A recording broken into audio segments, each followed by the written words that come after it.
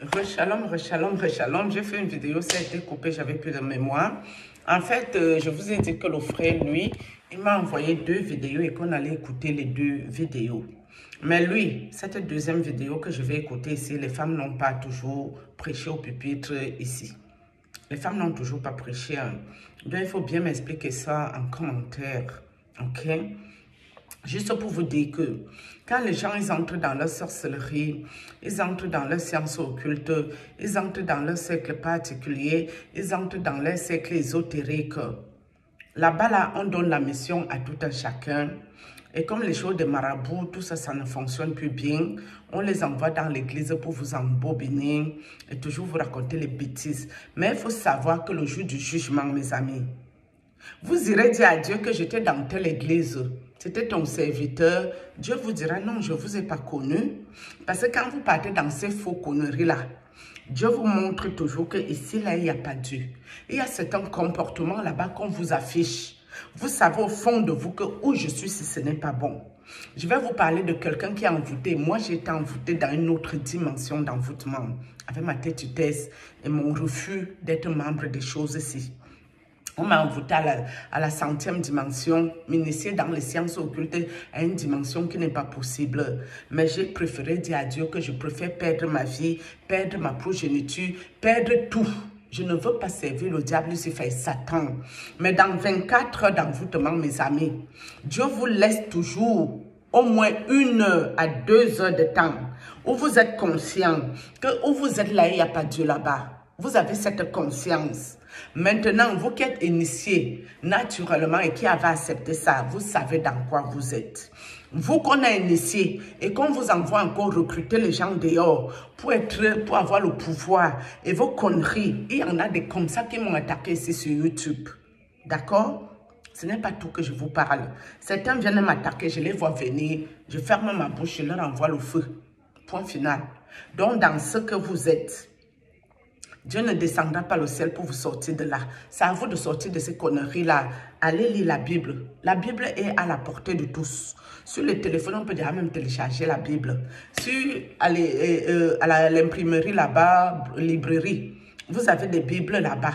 Apprenez à lire les Bibles. Si vous ne comprenez pas, vous demandez au Seigneur, l'Esprit Saint, de vous expliquer bien l'affaire, que d'aller vous mettre avec des gens qui ont décidé qu'ils ne veulent pas travailler, ils ne veulent rien faire de leur vie. Ils ont décidé que maintenant la notoriété se passe qu'avec le nom de Dieu dans leur bouche. Certains se demandent, mais pourquoi Dieu laisse faire? Mais Dieu vous laisse le libre arbitre de vos vies. Il a laissé le mal et le bien. C'est toi qui choisis dans quelle direction tu vas. Si tu vas aller pour le mal, en disant que ton pasteur, ta prophétesse, ton homme de Dieu est devenu ta couverture spirituelle. Mais c'est ton choix de vie. Dieu ne va pas descendre du ciel pour te parler mieux que ceux qui te montrent dans cette église-là. Hein? Donc maintenant, vous faites vos choix de vie et ça ne concerne pas Dieu.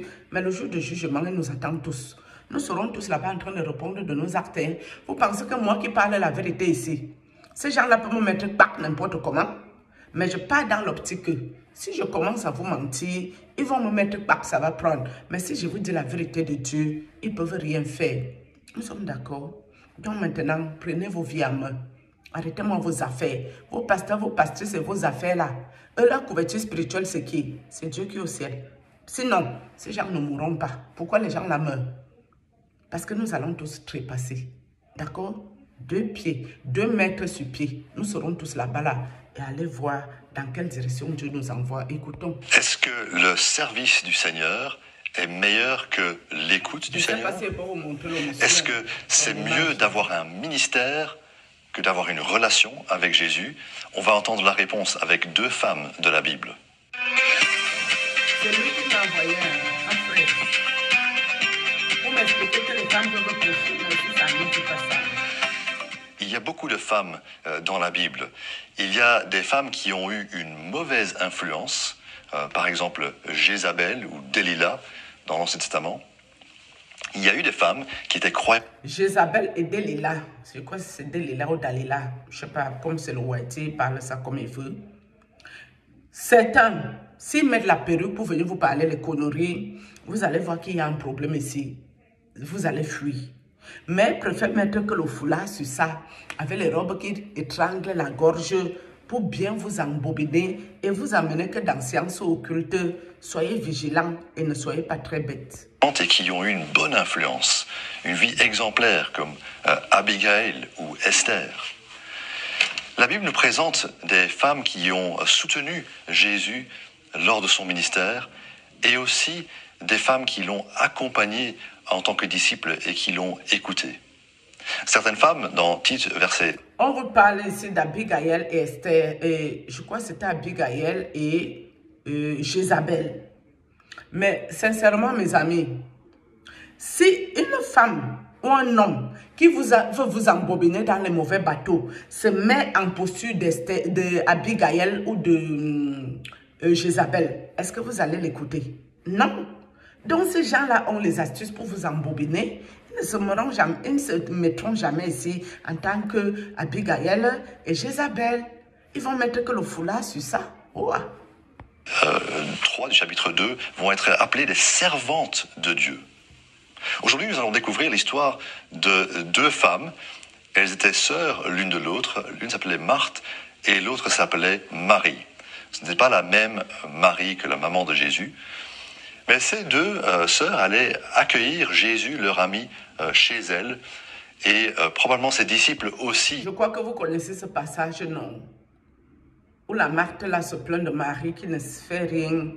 Et Jésus lui dit, Marthe, Marthe, tu te plains de beaucoup de choses. Marie a choisi la bonne part qui ne sera jamais enlevée. Était là pour un repas assez important. Marthe était occupée par toutes les tâches autour du service de l'accueil de ce visiteur important.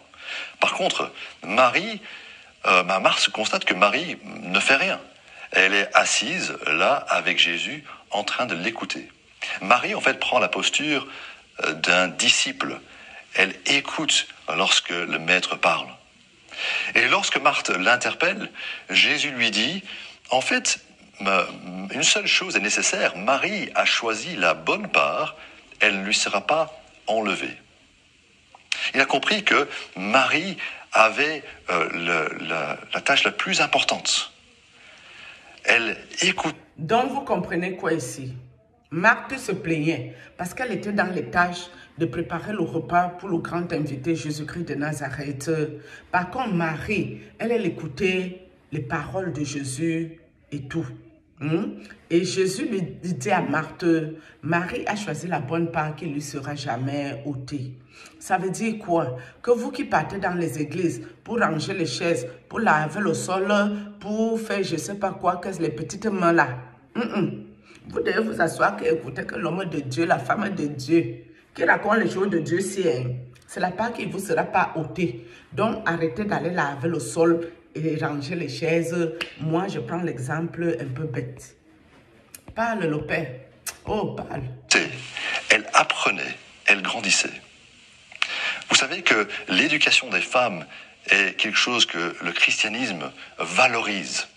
Nous croyons que les femmes doivent grandir dans leur compréhension, en écoutant la parole de Dieu et en grandissant dans leur connaissance de Dieu.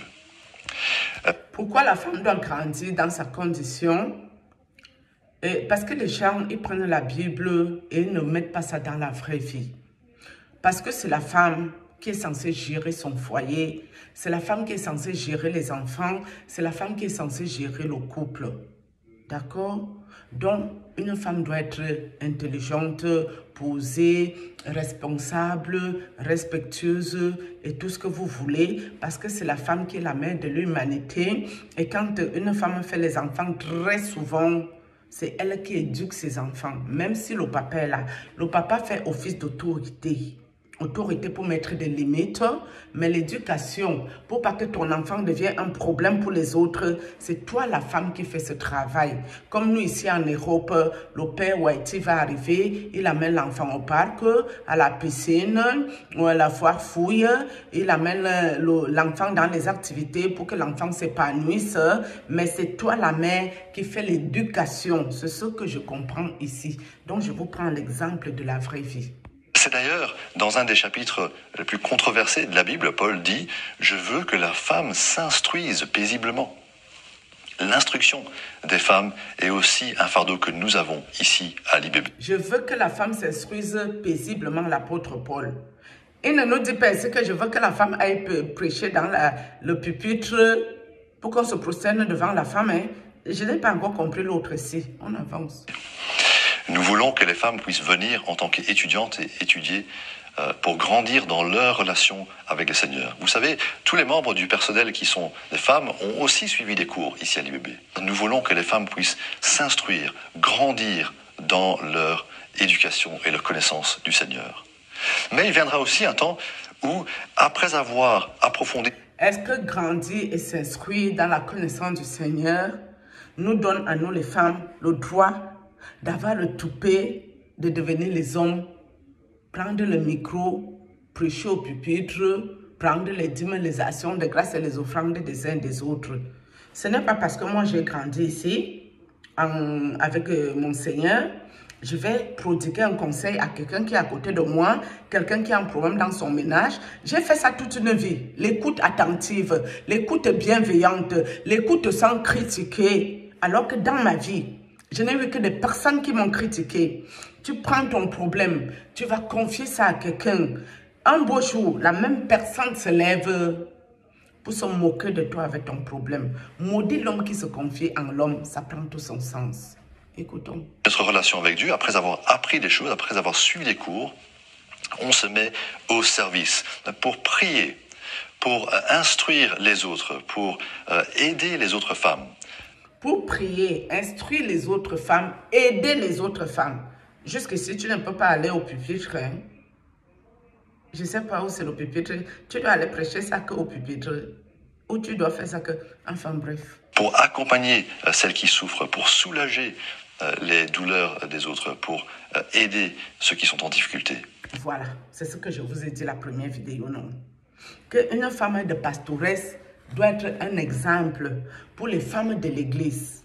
C'est-à-dire, quand toi, tu es fidèle de l'église, tu as des problèmes dans ta vie, ton ménage, tes affaires, tu peux aller te confier à maman pasteur, dont la femme du pasteur, non. Tu te confies là-bas, elle te conseille, elle a la bienveillance, elle a une écoute attentive, elle te remonte le moral, elle te vient en aide afin que tu surmontes tes difficultés. Ça nous dit penser qu'elle doit prêcher au pupitre pour faire chier son monde. Elle doit s'habiller bien pour venir vous narguer et vous commander et vous maudire. Les femmes ont aussi des bonnes œuvres à faire. Ah, c'est fini. Bon, c'est fini comme ça ici. Donc, je pense que lui, revient avec les autres versets ici. Hein. L'autre ici ne me dit pas que les femmes doivent que prêcher sur ça. Hein. L'autre ici, ça me dit pas l'autre ici. Pardon. Il faut me ramener encore les autres. Vraiment, vous avez été réactifs sur la vidéo. Mais jusqu'ici, je n'ai pas compris. Peut-être Maman Flore Yvette Gilfab va bien m'expliquer l'affaire ici. Pourquoi les femmes doivent prêcher au pupitre. Pourquoi les gens doivent se prosterner à l'église quand elle n'entre qu'à l'église. Si c'est ce que Dieu nous demande dans la Bible. Moi, pour moi, vous devez respecter votre homme de Dieu, votre femme de Dieu. Vous devez les bénir si vous voulez. Vous devez leur donner l'offrande si vous voulez. Mais ça ne doit pas être forcé. D'accord? Ça doit être de bon cœur. Oui, parce que moi, j'ai fait beaucoup de bien aux gens au quartier. Mais personne ne m'a jamais forcé. Plutôt, même si tu viens me demander quelque chose, je t'envoie bouler. Et ça me gonfle parce que je te dois rien. Je m'en fous. Moi-même, j'ai les problèmes, ça ne me laisse pas. Mais quand je me prive là, on m'avait appris dans ma vie. On a grandi dans une famille nombreuse. Avec les soeurs, les frères, les petits-enfants de mes parents qu'ils prenaient à la maison. On vivait avec tout le monde était mélangé. Donc, ça faisait que quand tu peux acheter ton pain là, tu charges le beurre, tu mets le pâté sur ça. Le pain que tu as acheté, le demi-pain-ci, tu vas couper morceau à tout le monde. À la fin, tout le monde va seulement goûter le goût. Personne ne peut se rassasier du demi-pain là. C'est ce que moi j'ai été éduquée comme ça. C'est pour ça que quand j'ai même 100 €, je ne peux pas les manger seuls, mes amis. Figurez-vous que dans 100 €, la dîme veut que je donne 10 € à quelqu'un. Mais moi, quand j'avais 100 €, je prenais 70, j'envoyais à quelqu'un qui souffre au Cameroun et je gardais 30 € pour mes enfants et moi. C'est ça là, c'est un peu un trait dîme exagéré, c'est quoi? Et vous croyez que qu'est-ce qui fait que quand tous vos occultistes, c'est qu'ils disent la vérité, veulent me killer? que Dieu me protège. C'est le bon cœur. D'accord? Donc maintenant, si vous voulez continuer dans vos pète-pètes, vos conneries là, continuez dans ça, hein. Mais le jour du jugement, sachez que même moi qui parle ici, en enfer là-bas, si j'ai fini d'insulter quelqu'un ici, que Dieu n'aime pas ça, je vais finir qu'en enfer avec vous. Nous tous, on ira ensemble, hein. Mais ce qui est triste avec vous, c'est que vous n'avez rien gagné sur ça. Parce que vos pasteurs, vos pastrices qui ont signé leur pacte avec les sirènes des eaux, le diable, les démons, le mauvais esprit, les esprits du Vamba. Eux qui ont signé leur pacte là, et gagnent sur la vie de la terre, profitent bien zo. Mais vous qui allez les suivre ici, vous n'avez rien gagné, vous êtes encore fait exploiter là-bas là. Vous finirez qu'en enfer parce que Dieu ne vous trouvera pas. Zéro excuse. Il n'y aura pas d'excuse pour vous si sur ce, shalom. Je vais revenir pour parler autre chose aujourd'hui. C'est aujourd'hui, non. On n'est qu'ensemble, non, mais savez-vous bien. Vous faites ça comment? On est ensemble. Shalom.